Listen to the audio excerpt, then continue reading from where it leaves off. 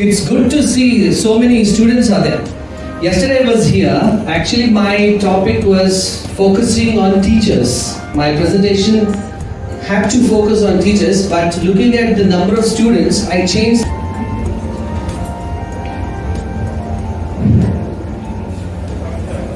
A very good morning, distinguished guests, esteemed panelists, and fellow participants across the globe.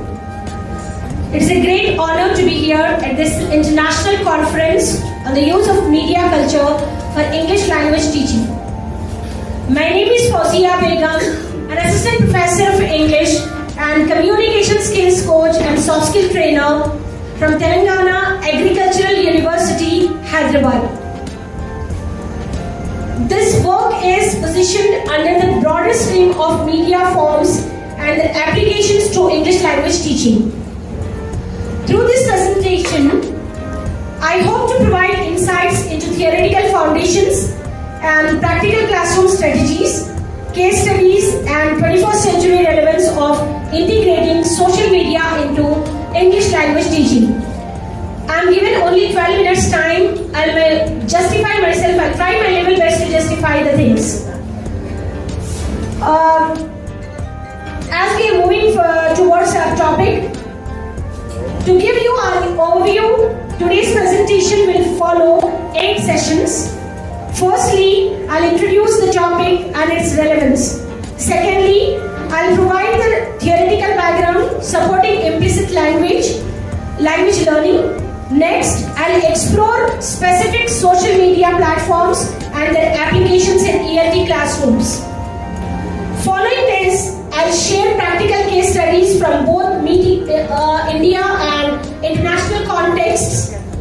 Then I'll discuss the alignment of social media integration with 21st century skills. Afterwards, we will consider challenges and ethical concerns. And finally, I'll offer pedagogical recommendations followed by a conclusion and future directions. So, the first one is the introduction to that, implicit language learning. Let us begin by understanding what actually implicit language learning is all about.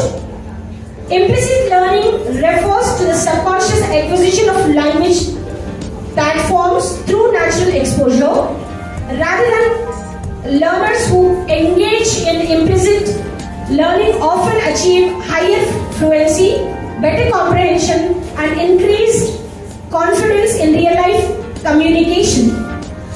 Unlike traditional classrooms that prioritize memorization, implicit learning leverages authentic, meaningful interaction. In short, I can say, in the context of social media, learners are exposed to authentic input repeatedly, which facilitates retention and internalization of language structures. Now moving on to theoretical foundations. I have added Krashen's input hypothesis and Vygotsky's social and cultural theory. The theoretical foundations guiding this research are rooted in Krashen's input hypothesis, which stated that language acquisition occurred when learners are exposed to input that is slightly beyond their current level. Social media naturally provides this comprehensible input through captions, comments, and multimedia context, and co-construction of knowledge. Social media being multimodal, combining text, images, audio, and videos, aligns perfectly with this approach, allowing learners to engage, create, and collaborate. Moreover, multimodality enhances engagement, making language learning not just educational but also enjoyable and meaningful. Moving on to the next step, that is social media platforms. Now let us explore specific social media platforms and their affordance for English language teaching classrooms. For instance, YouTube offers authentic video input that enhances listening, comprehension, and pronunciation. Learners can watch TED Talks, blogs, or tutorials and even participate in discussions through comments and summaries. Instagram and TikTok with short clips and captions enable micro-learning. Have you noticed how quickly students pick expressions from reels or short skits? We all might. WhatsApp groups facilitate peer interaction, information writing, and collaborative learning. Twitter encourages concise expression and critical thinking, while LinkedIn provides a platform for professional communication and global networking.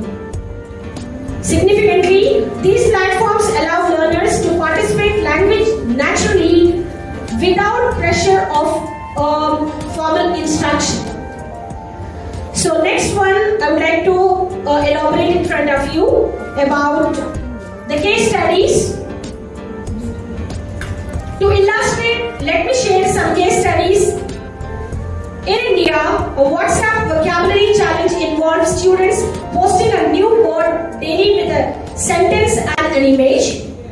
Over 4 weeks, learners began using words spontaneously and demonstrating implicit learning. In Turkey, university students watched curated YouTube videos and twice weekly and maintained reflections. Their listening comprehension and pronunciation improved remarkably. Similarly, in Indonesia, students curated short TikTok clips narrating daily routines, which enhanced oral fluency and 21st century competencies. Communication skills are strengthened as students post, comment, and engage in discussions. Collaborations emerge through group projects like podcasts, reels, and joint video creations.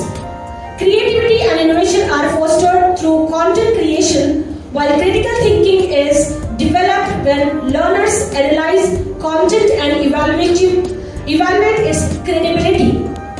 Additionally, digital citizenship is as teachers guide learners in ethical, safe, and responsible use of platforms.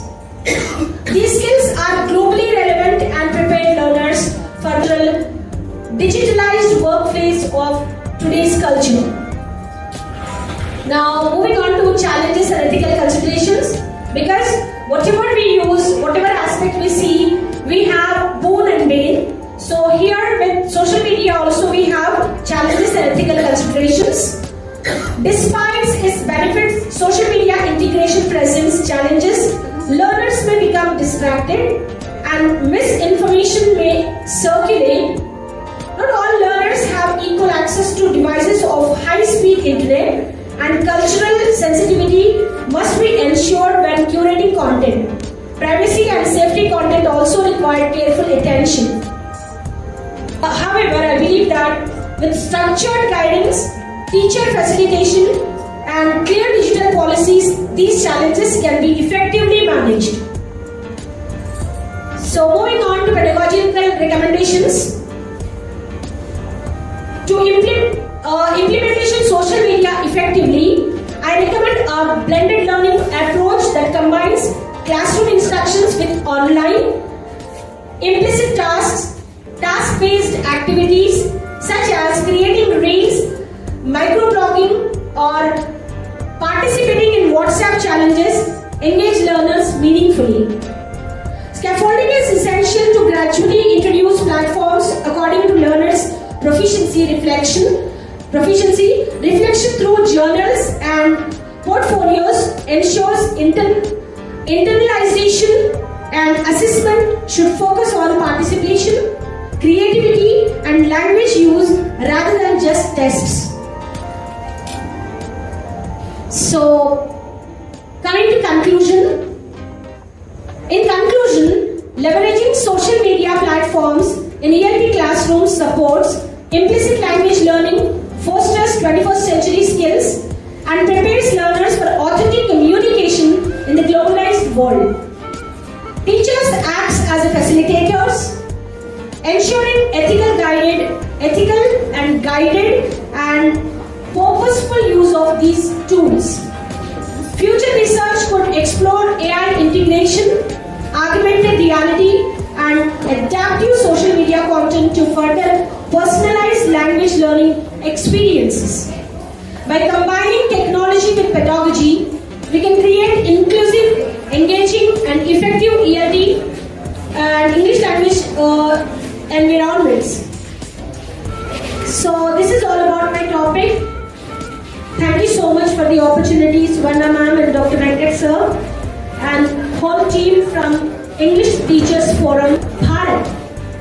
Thank you so much. Thank you so much for this opportunity. Short notice, I could present my paper. Thanks a ton to Venkat sir, and thank you so much. For presenting how to leverage social media platforms and your ideas of presenting case studies, the use of WhatsApp and YouTube, interesting, and also the challenges that you present. Thank you so much. Thank you.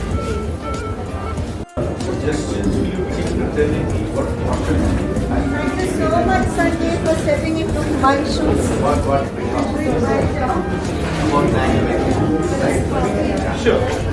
Hi, Sanjay. How are you?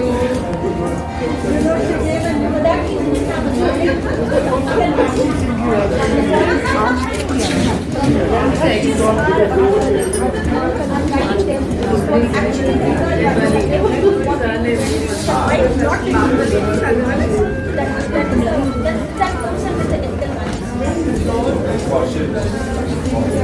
Lot of